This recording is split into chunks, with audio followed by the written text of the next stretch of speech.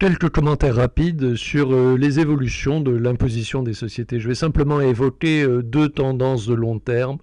D'abord une tendance à la diminution de l'impôt sur les sociétés en volume et en taux d'imposition. Ensuite, je dirai quelques mots sur l'impact du droit européen, du droit de l'Union européenne sur la fiscalité des sociétés. Alors sur la diminution en volume, on assiste depuis plus d'une dizaine d'années à une tendance à la baisse des rentrées fiscales dues à l'impôt sur les sociétés. Alors naturellement, c'est une tendance, hein, il y a des hauts et des bas d'une année sur l'autre, notamment en fonction de la conjoncture économique, mais la tendance générale est quand même à la baisse. Alors cette tendance peut-être s'expliquer par l'évolution, bien sûr, de l'activité économique, et aussi pour partie par la diminution du taux d'imposition. Alors, cette diminution du taux normal d'imposition des sociétés, quand même assez, doit être notée. Le taux normal d'imposition des sociétés a été pendant longtemps, même très longtemps, de 1958 à 1985, de 50%, c'est-à-dire 50% des bénéfices des sociétés étaient soumis à l'impôt sur les sociétés. C'est un taux très très important. Or, ce taux a diminué par palier hein, de 1986 à 1993. Et en 1993, il a été fixé à 33 un tiers. 33 un tiers pour cent. 33,3333. Donc vous voyez le truc. Et depuis la fin 2017, le gouvernement a initié une nouvelle baisse du taux normal de l'impôt sur les sociétés, qui était donc de 33 un tiers en 2018 et qui va passer à 25%, 33 un tiers pour cent en 2018 et 25% en 2022. 31% en 2019, 28% en 2020, 26,5% en 2021 et 25% sur les revenus, sur les bénéfices de 2022. Voilà pour ce premier aspect dont je voulais vous dire deux mots. Le second aspect des évolutions récentes de l'impôt sur les sociétés concerne l'impact du droit de l'Union européenne sur la fiscalité des sociétés. On a vu dans la première partie du cours que la fiscalité directe restait de la compétence des États membres de l'Union européenne et qu'il y avait finalement peu d'harmonisation européenne dans ce domaine. Et même au contraire, je parle bien de la fiscalité directe des revenus, et même au contraire une certaine concurrence entre les États membres de l'Union pour attirer les entreprises et indirectement l'emploi grâce à des taux d'imposition qui pouvaient être dans certains cas assez bas. On a vu par exemple l'Irlande a un taux d'imposition sur les sociétés, un taux normal d'imposition sur les sociétés de 12,5%. D'autres pays comme la République tchèque ont des taux très bas. Je crois que, je n'ai plus en tête le chiffre, mais le Royaume-Uni doit avoir un taux d'imposition également assez bas, de l'ordre de 21% ou 20%. Donc voilà, hein, des taux relativement bas dans certains pays de l'Union européenne, permettant finalement d'attirer les entreprises. Alors comment on attire les entreprises? Par des taux bas. Et pourquoi on attire les entreprises? Parce qu'au fond, bien sûr, les taux sont bas, donc les entreprises vont payer moins d'impôts, mais une fois que vous êtes implanté dans un pays de l'Union européenne, vous pouvez... c'est une des règles de l'Union européenne, hein, la libre circulation, la liberté d'installation, la liberté d'exploitation dans tous les pays européens, la libre circulation des biens et des personnes, etc. Une fois que vous êtes dans un pays de l'Union européenne, vous pouvez échanger, je dirais. Vous pouvez faire du business avec tous les autres pays de l'Union européenne, même si vous n'êtes pas national hein, du pays d'accueil. Par exemple, une entreprise allemande peut parfaitement s'installer en France et faire ses affaires en France de manière totalement libre, avec les mêmes contraintes et les mêmes libertés qu'une entreprise française, si on peut dire, à capitaux français. Donc voilà, ce taux d'imposition assez bas, ces taux d'imposition assez bas, ils servent enfin ils sont utiles hein, en matière de concurrence, si vous voulez, entre les entreprises et entre les États membres de l'Union européenne pour essayer d'avoir une part du gâteau en termes de production et en termes d'emploi. C'est une des raisons d'ailleurs pour lesquelles la fiscalité directe des revenus reste un domaine, alors il y a une raison, je dirais, politique liée à l'aspect historique hein, de la fiscalité par rapport au contrôle qu'un État veut avoir sur une population et un territoire. Et puis il y a un aspect plus économique et plus récent qui est qu'au fond la fiscalité est également un instrument économique permettant, je dirais, d'attirer les entreprises et l'emploi. On a vu qu'en France, mais c'est vrai dans beaucoup de pays, hein, je veux dire dans tous les pays, les taux d'imposition, et notamment parce qu'ils sont très très visibles, résultent largement d'un choix politique que les gouvernants ne souhaitent pas laisser à l'Union européenne, hein, pour des raisons que j'ai évoquées. Par contre, et là c'est un aspect intéressant, les bases imposables, autrement dit les assiettes hein, qui vont servir à calculer l'impôt, assiette multipliée par taux d'imposition égale impôt, vous vous souvenez de cette formule de base. Les bases imposables et la manière dont on les calcule apparaissent beaucoup plus techniques et pratiquement échappent beaucoup, et beaucoup plus en tout cas, à une vision politique de l'imposition. C'est un peu dans ce contexte qu'ont eu lieu des tentatives d'harmonisation fiscale, non plus en matière de taux d'imposition, c'est trop visible, c'est trop politique, c'est trop sensible, etc., mais en matière d'assiette imposable. Alors je rappelle, hein, excusez-moi toujours de revenir, mais ça me paraît important, impôt égale assiette multipliée par taux d'imposition. Donc on peut avoir une diminution des impôts en agissant soit sur le taux d'imposition, soit sur l'assiette. Eh bien, l'idée et qu'à défaut de pouvoir tomber d'accord entre les pays européens sur un taux ou des taux d'imposition communs, on pourrait rechercher une harmonisation portant sur le calcul des assiettes de l'impôt sur les sociétés en Europe. Comme c'est un domaine, comme je viens de l'indiquer, beaucoup plus technique et moins visible politiquement que les taux d'imposition.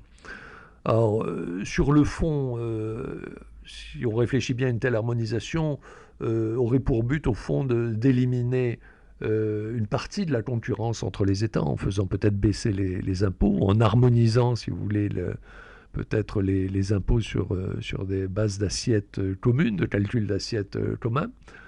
Et aussi, donc ça permettrait d'éviter les disparités nationales à l'intérieur de l'Union en matière de fiscalité des revenus des entreprises, mais aussi ça permettrait de limiter l'évasion fiscale à l'intérieur de l'Europe, puisque on sait qu'il y a des paradis fiscaux à l'intérieur de l'Europe. Alors on ne les appelle pas comme ça parce qu'institutionnellement, les pays européens ont décidé avec l'OCDE de ne pas faire figurer des pays européens comme paradis fiscaux. Or, pour une raison, je dirais, technique aussi, hein, qui est que les pays européens admettent l'échange de données en matière de fiscalité hein, sur les contribuables. Donc, ce qui n'est pas strictement parlant le cas de beaucoup de paradis fiscaux qui sont plutôt opaques en la matière et ne transfèrent pas de données. Donc les paradis fiscaux, je fais une toute petite parenthèse parce que c'est un sujet qui revient souvent sur le tapis en matière de journalisme, je dirais, qui est important pour nous en matière de fiscalité. Un paradis fiscal se caractérise par deux ou trois aspects importants. D'abord, le premier aspect, c'est un taux d'imposition très très bas. C'est ce qu'on retient le plus souvent, des taux très bas. Un deuxième aspect est celui de la confidentialité des données. Un aspect important de la lutte contre l'évasion fiscale. Je rappelle que l'évasion fiscale est quelque chose de légal, ou l'optimisation fiscale est quelque chose de légal. Il s'agit de l'utilisation astucieuse des règles existantes hein, dans le monde en matière de fiscalité. Ce n'est pas de la fraude fiscale purement et simplement, où quasiment on vole de l'argent, etc. On ne déclare pas les choses. Deuxième aspect donc des paradis fiscaux, les États de ces paradis fiscaux n'échangent pas volontiers de données avec les autres États. Ils ne sont pas du tout dans la logique de transmission automatique des données. Par exemple, si vous êtes français et que vous investissez, je ne sais pas moi, à Saint-Kitts-et-Nevis ou peut-être aux îles Caïmans, etc., non seulement vous aurez des taux d'imposition très très bas, si vous mettez votre argent là, mais ces États ne transmettront pas vos données fiscales à la France. Ils ne sont pas dans une logique d'échange de communication automatique de données. Il faudra que la France demande, alors, Monsieur Angelelli, est-ce qu'il a un compte à Saint-Kitts-et-Nevis, etc., ou au Caïman. Mais là, on touche au troisième aspect. Monsieur Angelelli, il n'est pas aussi con que ça.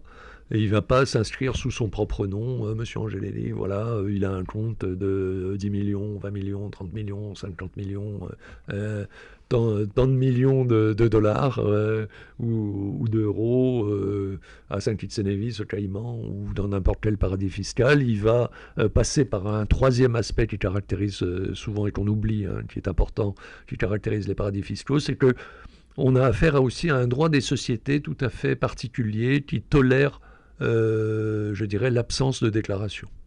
Vous savez qu'en France, on a un système qui s'appelle le registre du commerce et des sociétés, donc en principe, sauf fraude, et ça existe hein, assez largement, même sur des très grandes entreprises, mais sauf fraude, les personnes sont obligées de fournir au registre du commerce et des sociétés les données de bilan, les données de compte d'exploitation, les données sur les dirigeants, les données sur l'identité du personnel dirigeant, les données sur les principaux actionnaires, etc., etc. Donc quand on parle de société anonyme, c'est simplement parce que la société anonyme permet d'échanger, d'entrer ou de sortir d'une société en vendant ou en achetant des actions. En achetant ou en vendant des actions. Mais ça n'est pas l'anonymat, c'est-à-dire les gens sont parfaitement connus. Hein. Dans les paradis fiscaux, je termine avec ça, en fait on a une confidentialité à deux niveaux. On a une confidentialité parce que, je dirais, la société qui est déclarée dans un paradis fiscal n'est pas obligée, dans la plupart des cas, de déclarer ses revenus, ses comptes chaque année au registre du commerce et des sociétés locales. Et le deuxième aspect, c'est l'usage très très fréquent de prête-noms, qu'on appelle des nominees, donc selon la dénomination britannique, enfin anglo-saxonne. Et ces prête-noms vont gérer des portefeuilles de sociétés pour le compte de personnes qui sont à l'étranger. Et donc ces prête-noms, sauf quand il y a des actions un peu commando, je dirais, du style les fameux Panama Leaks ou LuxLeaks, etc. Donc des vols de fichiers auprès de ces entreprises qui gèrent, ces bureaux d'avocats qui gèrent des portefeuilles de sociétés en tant que prête-nom, en tant qu'homme de paille, si vous voulez, ou en tant que nominees, en général, bon, c'est assez fermé, assez confidentiel.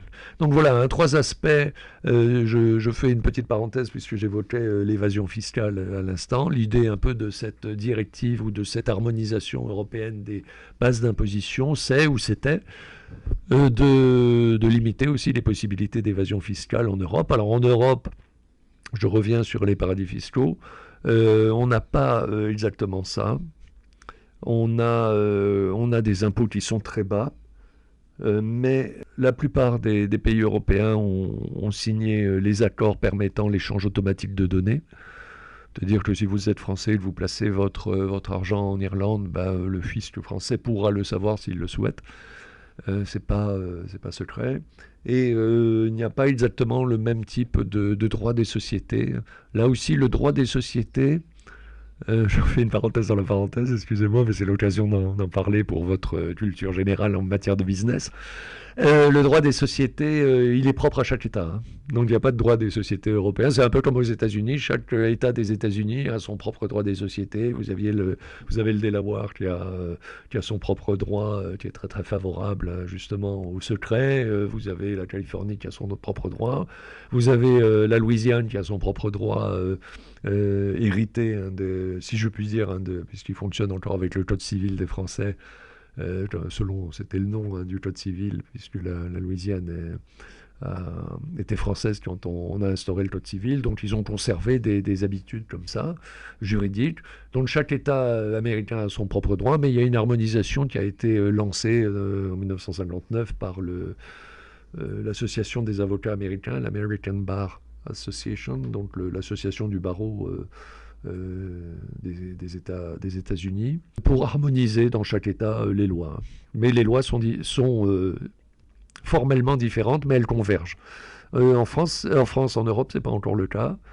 Chaque État conserve sa fiscalité, ça on l'a vu, et conserve aussi son droit des sociétés de manière très très large. Il y a la tentative, il y a des sociétés européennes, mais ça c'est pour les grands groupes. Bon, je ne sais pas si ça marche vraiment dans le quotidien.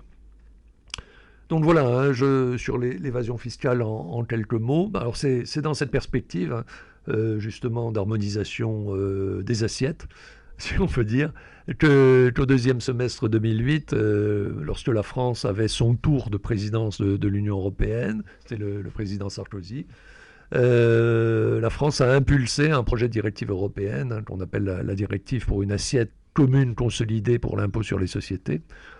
Assiette commune consolidée pour l'impôt sur les sociétés, Common Corporate Tax Base. Ce projet a capoté, a traîné. Il a été relancé en 2016, en octobre 2016, et il est en stand-by depuis. Alors pour l'instant, la directive semble être tombée à l'eau. Formellement, je crois qu'elle a buté sur la règle qui existe en matière de fiscalité au niveau européen, qui exige que si on veut une action en matière de fiscalité au niveau européen, il faut l'accord unanime de tous les États membres de l'Union. Ça veut dire qu'il suffit qu'un État dise non et le projet est stoppé. Il n'y a pas de majorité qualifiée.